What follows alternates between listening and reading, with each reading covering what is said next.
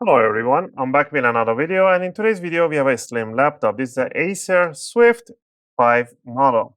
The exact model for this one is an Swift 5 model SF514-52 series. That information can be found on the bottom of the laptop on the sticker, which just says Swift SF514-52 series.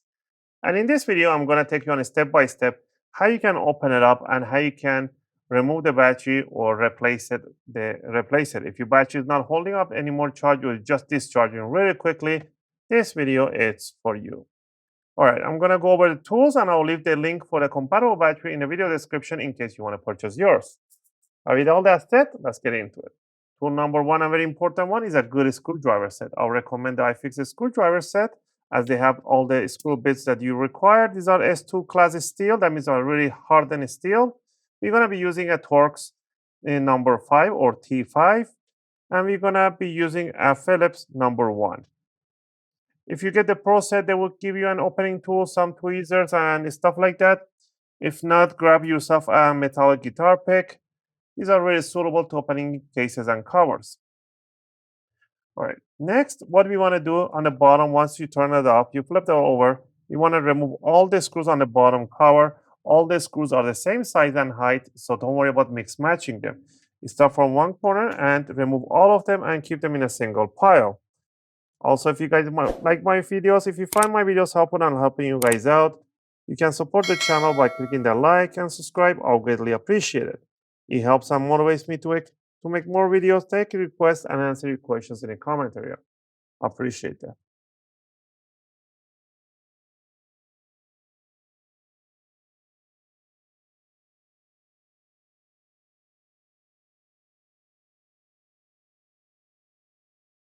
Once we remove all the screws, we're going to switch to a Phillips number 1. We're going to grab our guitar pick. We're going to always start from front end of the laptop to opening, because we know the battery is usually in the front end and the speaker, there's less electronics. We're going to stick about 1 or 2 millimeters of the guitar pick inside the bottom cover and the palm rest. So that line right there, we're going to jam it in there about 1 or 2 millimeters right there.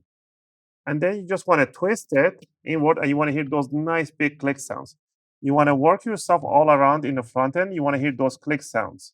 Those are the clips are getting loose. Make sure you only stick about 1 or 2 millimeters. Don't stick the whole guitar pick in there, if you know what I mean. You don't like sticking everything in there. All right, go to the back corner right there, flip it to the side, go to the left and right side, and go to the back corner. And once you did the back corner and the side and the front, grab it from the front and bring it up, wiggle around a little bit, and it will release quickly the back side. All right. And down here, we can see big, huge battery. This is actually, I believe, let me see. Yeah, it is 1, 2, 3, 4 cell batteries, or it is actually one big cell right over here and one cell. These are 2 cell batteries. All right. The model for this one is an AP16L5J. This one is rating at 35.2 watt-hour battery, 4,670 milliamp hour. All right. To remove the battery, what I really like to do on this model, because there's a BIOS battery right over here that has a little adhesive. You can just rip it apart from here. It has a double-sided tape, and it comes to this connector. You can remove it and get the new one. Usually, this is a 3-volt battery. When you have the main battery, the BIOS takes the charge from the main one, but when it discharges quickly, it takes the charge from this one to keep the configuration of the BIOS alive. But nothing will happen if you disconnect it. The BIOS will reset to default, but we don't like to reset the BIOS to default for the clients. So what I do in this cases, and you could do, is connect the charger, and you're gonna see the light for charging light to come on right on the side. It's blue light right there. So that way I can disconnect the battery. Once the charger is connected, the charger is hitting up to a 3 volt to the BIOS. So I can safely disconnect the battery, not worrying about that. If this one has any juice in it, so it doesn't have any, so you can reset the BIOS. If it does again reset, nothing will happen. You just press enter, it will just loop back to the Windows with no problem. All right, so first thing first, we want to remove this gaffer's tape right in here. If it's done sticky, don't put it back in. It's going to get jammed into the fan. So remove the gaffer's tape and remove two screws that touches the battery, one on each side. All right. Next, you can grab the battery easily and bring it to this position.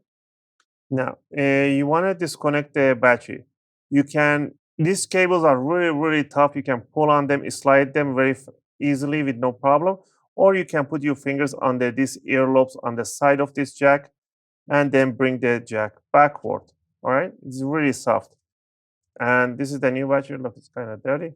Let's say that you got the new battery in. First, you want to put it in this position. Make sure the red cable is towards the Wi-Fi and the black cable, which is ground, towards the bottom trackpad.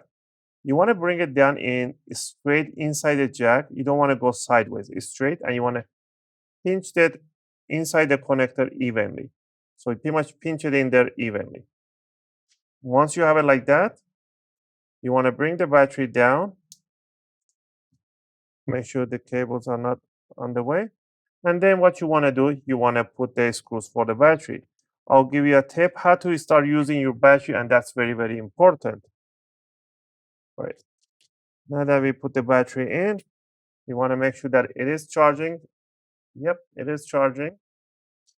Now, what I always recommend you guys to do, in a second I'll tell you. So you don't have to put the gaffer tape, just make sure that this cable is not over this one. You can use a gaffer's tape or you can use a Kapton tape. They're both valid. Kapton tape is a little bit cheaper and better than gaffer's tape for my liking. So I'm gonna tape that one down like this so it doesn't come over. That's why when I put the screw, it doesn't damage the cables. You want to grab the bottom cover, bring it over, push down the front, the side. You want to hear those click sounds here by the legs. Push it down, make sure you hear those nice big click sounds. Once you finish with that, all you need to do is to switch back to a torque 5 and put the rest of the screws on the bottom cover. Now, regarding the new batteries, once you have the new battery installed, plug in the charger. Do not power on the laptop. Leave it off for at least 1 or 2 hours. After 1 or 2 hours, you want to power on the laptop without the charger plugged in and let it discharge itself slowly. Bring the brightness down to, I would say, 20, 30, 40% of the brightness of the screen. Put some music, Spotify or YouTube videos. Don't put any heavy load. You want to discharge the battery to whatever your Windows setting is set at. Probably is like at 30%. Once you get a text saying in the window that battery is low, then you want to power off the laptop, plug the charger, and let it sit there for another 2 to 3 hours for fully charged. After that, you can use it as you wish. That initial charge and discharging the battery, it is very important and crucial for the new batteries. And you should be doing that once every couple of months. Again, I hope you guys like this video and helped you guys out. If you have any question or requests, please feel free to leave them in a video comment. I'll try to answer them as soon as I can. And this is how you replace your battery for your Acer Swift 5 model. Just gonna finish up putting up the bottom screw, and this is it for today's video. As always, thanks for watching, and I'll see you guys in my next video.